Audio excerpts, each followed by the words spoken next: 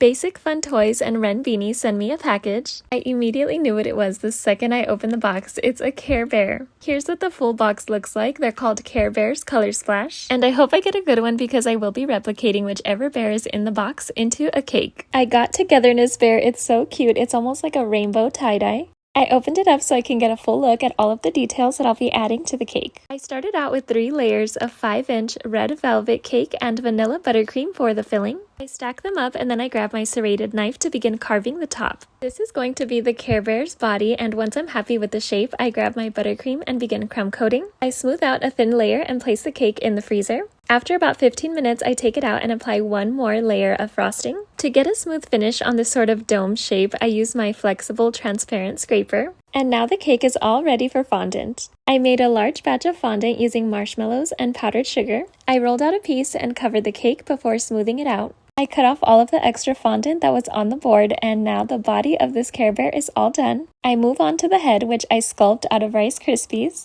I placed it on a cake board and then I begin crumb coating. The reason I crumb coat this is so that way when I cover it with fondant, you can't see all of those little lumps underneath. I frosted a second layer just like the cake, and now I can cover it in fondant. I get it all smoothed out, which is a little bit tougher because this is such an odd shape, but once I cut off the extra fondant, I can now assemble the cake or attach the head to the body. I used a stick that went through the cake to support the head. I sculpted these fondant arms and attached them to the sides of the body. I then sculpted the bear's legs and placed them in front of the cake onto the board. I made these 2 ears and placed them on top. And last, I add this little tail behind the bear. And now I'm finally ready to add all of those colors. Here's a little patch test that I did to make sure the colors were good. I used 2 drops of food coloring mixed with a little bit of water, and I just brushed that right onto the cake. Right here, I'm just sort of going to be mapping out where all of those colors are going to go. I start out with pink, and I'm just looking at the bear to see where all of those colors are.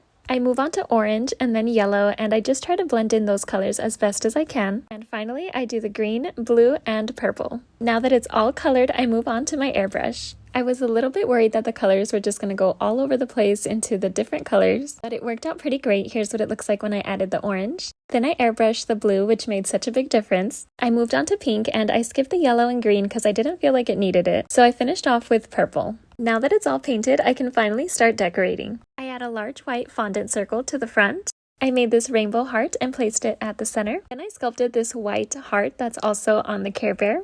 I cut out a pink heart out of fondant and placed it on the right foot. Then I added this pink circle with 2 green leaves on the other side.